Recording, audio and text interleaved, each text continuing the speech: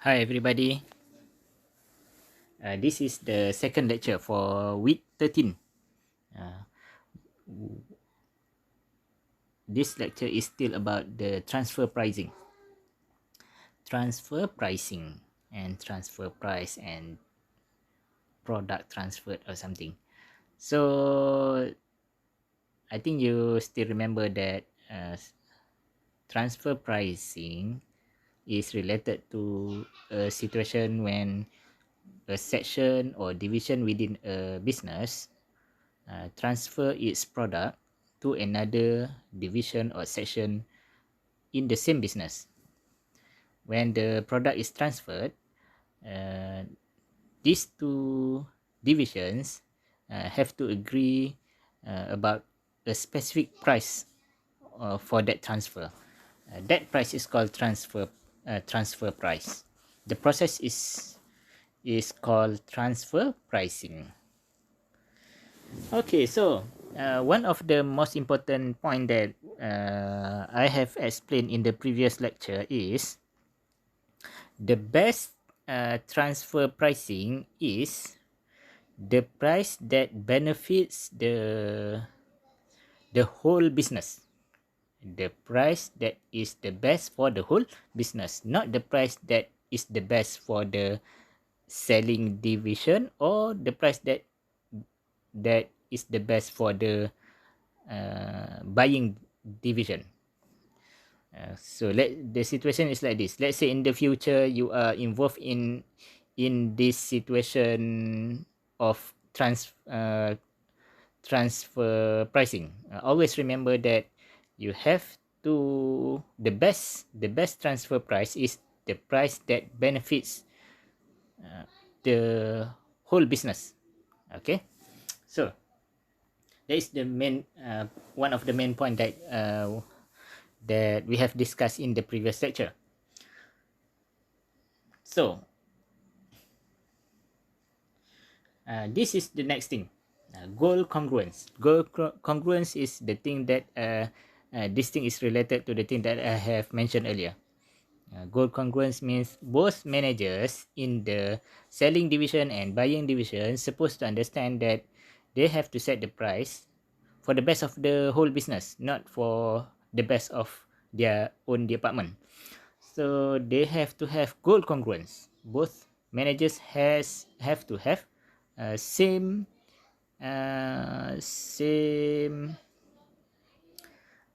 objective. They have to work for the best of the business. Okay, so let's see here. Conflicts may arise between the company's interest and the individual manager's interest when transfer price based performance measures are used. So the thing is, when the performance of the manager is measured using the division's profitability, then goal conflict can arise because the managers in the selling department and buying department, they want to maximize profit for their own division. So that situation can cause goal conflict. But there are several ways that can be done to minimize the conflict or even to resolve the conflict. So in this slide, there are three things that can be done. First, direct intervention by top management.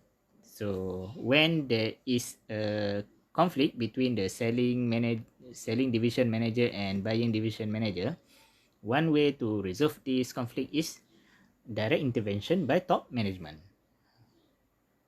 The top management has to intervene and decide something. Or the second thing that can be done is centrally establish transfer price policies. So to avoid the conflict, the company can set a policy. Let's say the policy is transfer price has to be according to market price. So then when there is a policy, then there is no need for negotiation or conflict anymore. When a division want to transfer its product to another division, these two divisions refer to policy only. So there is no conflict anymore. That is the second thing that can be done. Number 3 is negotiated transfer prices. So number 3 is uh, the company or the business allows the selling division manager and buying division manager to negotiate for the best price. Okay, let's see. I think there are details about these three solutions or resolution. Okay, setting transfer price. Top management may become swarmed with pricing disputes, causing division managers to lose autonomy. Okay, so there is one thing to avoid conflict between selling division manager and buying division manager. Top management decide something, everybody has to follow. So that is when the top management decide something, there is no more conflict. The problem is solved. Okay, the second thing that can be done, according to the previous slide, is centrally established transfer prices. So the company has a policy. Every department that want to transfer products, then the department just need to refer to the policy. Then there is no conflict. So as a general rule, a market price-based transfer pricing policy contains the following guidelines. First, the transfer price is usually set at a discount from the cost to acquire the item from the open market. Number 2, the selling division may elect to transfer or to continue to sell to the outside. Okay, so there are many policies can be set for transfer price. This is one example. The transfer price is usually set at a discount from the cost to acquire the item on the open market. When there is a policy like this, it means that if one selling division want to transfer its product to one buying division, the selling division has to sell it at a discount compared to the market price. I think this is logic, because when the selling division offer or sell at discount to a buying department, the discount can become an incentive for the buying division to purchase internally. Otherwise, the buying division has to purchase from the outside supplier. So the discount is good because it can become an incentive for the division or segment within a business to purchase internally. When the division purchase internally, both the selling and buying division, I think,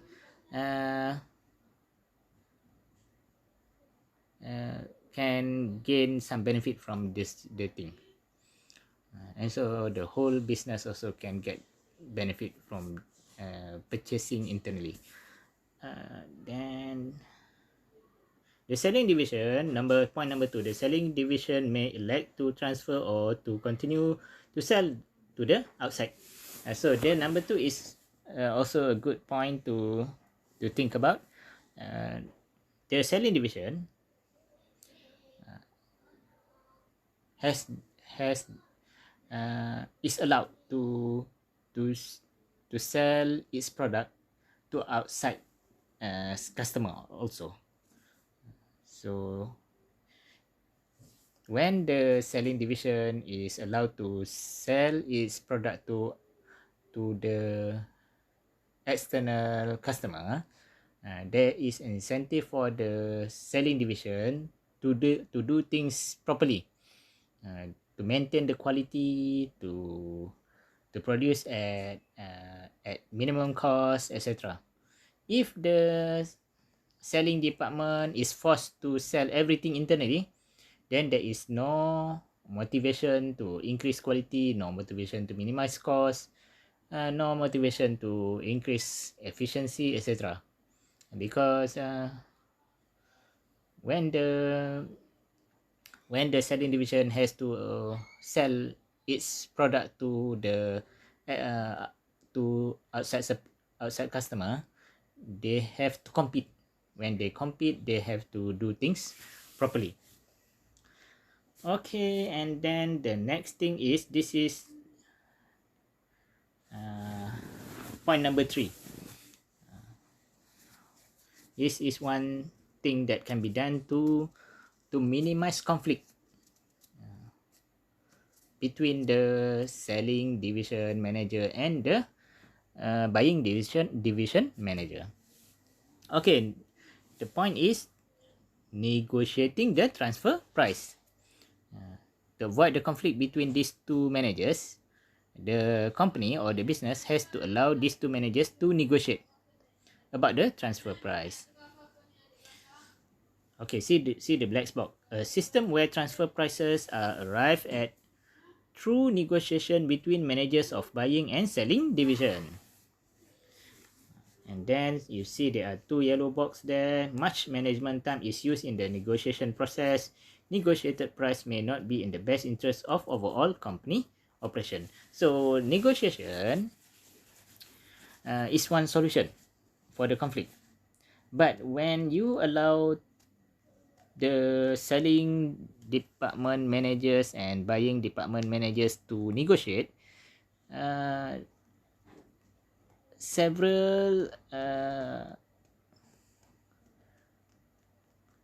there are several disadvantages about it.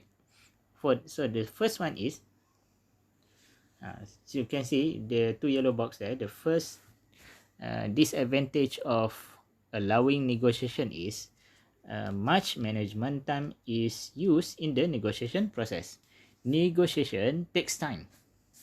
They discuss today, and then they maybe need to discuss the next week, and again they will discuss again. So sometimes negotiation takes time. The second disadvantage is negotiated price may not be in the interest of the overall company operation. So sometimes they negotiate, but at the end of the negotiation, the price is not for the benefit of the whole company. Maybe it benefits the selling department only, or the buying department only. Sometimes that problem can happen.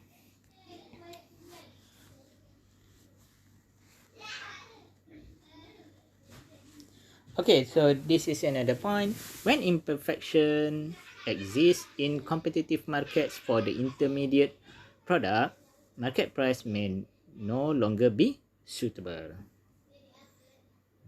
So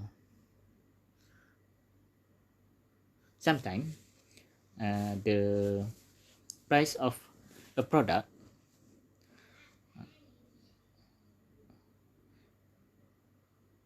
or to put it in another way, sometimes the market for one product is not a full competition market. Maybe the market is a monopoly market. So the point is, if the market for for a product is a monopoly market, then the price is not a good price for transfer price, because most of the time, if the market is a monopoly market, the price of the product is very high, because the market is a monopoly market. The company that control the market can set very high price because there is no competition. So the point that is mentioned in this slide is, when the market is imperfect, or the market is not perfect competition market, then the market price may not be longer suitable for transfer pricing.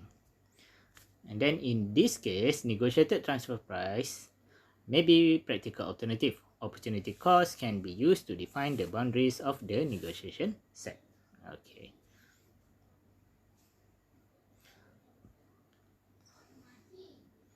These are disadvantages of negotiated transfer price. One division manager processing private information may take advantage of another divisional manager. Number two, performance measures may be distorted by the negotiating skills of the managers. Some managers may be good at negotiation, so they can get the price that they want. So that is not good for the whole business, maybe sometime. Number three, negotiation can consume considerable time and resources.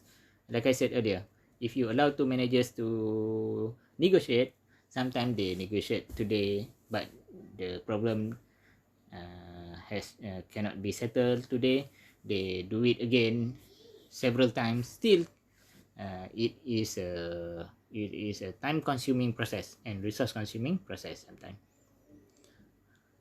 Despite the disadvantages, negotiated prices offer some hope of complying with the three criteria of goal congruence, autonomy, and accurate performance evaluation. So maybe the negotiation method has several disadvantages, but still uh, it is good because negotiation most of the time.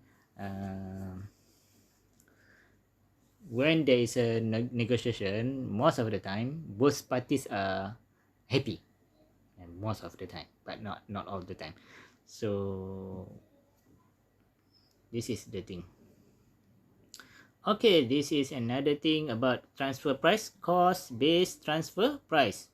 Some companies use the following measures of cost to establish transfer prices.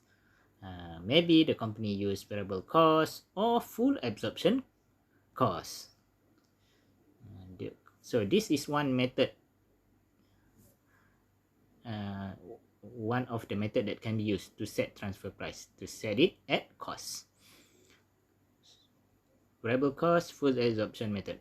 So if a company uses full absorption cost to set for the transfer price, then the company has to aware of treating unit fixed cost as variable cost.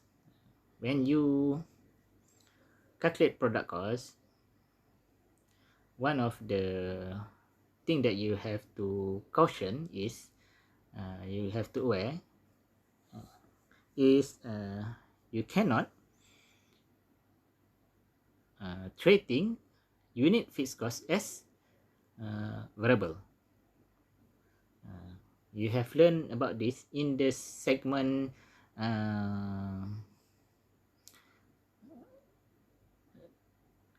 when you prepare income statement for a business that has several segments. In that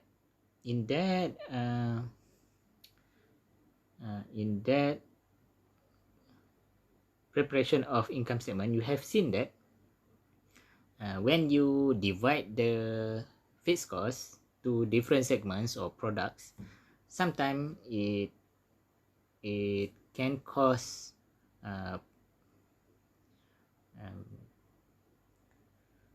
inaccuracies in calculating unit cost. So this is the thing that the point that raised in this slide, the last one. Beware of treating unit fixed cost as variable. Okay, so here most of the time before this slide, we have discussed about transferring one product from the selling division to another division called buying division. So these two divisions are within a same business or company. So another thing that you have to aware is sometimes transfer pricing are done between two countries. As maybe there is a big company, but that big company has division in several countries. For example, we use a simple company, a company that we know. For example, Panasonic. Panasonic is a Japanese company, but Panasonic has operated in many countries. They have factory in Japan, in Malaysia, I think in US, and many other countries. In China, maybe. So sometimes they have to one division, for example, a division in Malaysia will sell its product to another division of Panasonic in maybe in China, or a division in China sell its product to a Panasonic division in Malaysia. It can happen. When that thing happen, you have to look at an international perspective about the transfer of products. Okay, let's see. Since tax, so see this slide. Since tax rate and import duties are different in different countries, companies have incentives to set transfer prices that will, one, increase revenue in low tax countries. Company want to increase revenues in low tax countries because they know when they make high profit in that country, the tax that they have to pay is low. So they want to increase revenue in low tax countries. Number two, increase cost in high tax countries. When the company when the country has high tax rate, then the company has incentive to increase cost, because when they increase cost, the profit is small, then the amount of tax that they has to pay is small. So they don't mind to pay high cost. So the thing that can be done is the division in high tax country willing to pay high or willing to pay more for transfer of product from other countries, because when they pay more, they will their cost is high, so the profit is low. They pay less tax, but the division that sell product from the another country, they make profit, and hopefully they can make, maybe they can keep more if the country of the selling division charge low tax rate. I hope you can follow the idea. Number three, reduce cost of goods transferred to high import duty countries. When reduce cost of goods transferred to high import duty countries. When the country has high import duty, the price has to be low, so that the import duty or the import tax is low. Okay, so these are the things. This figure, or I think this slide summarize hopefully most of the things related to transfer pricing by looking at a domestic perspective and also at the international perspective. Okay, so always remember, transfer pricing objective, the main objective is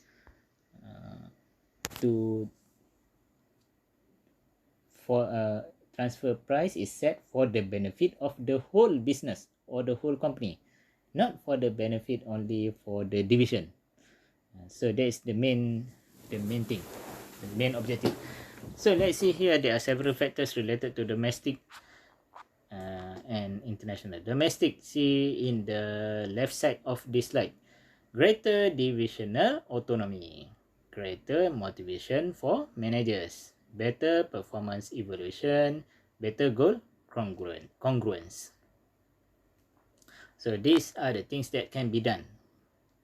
When the transfer of products happen between two segments, but the two segments are within a same country.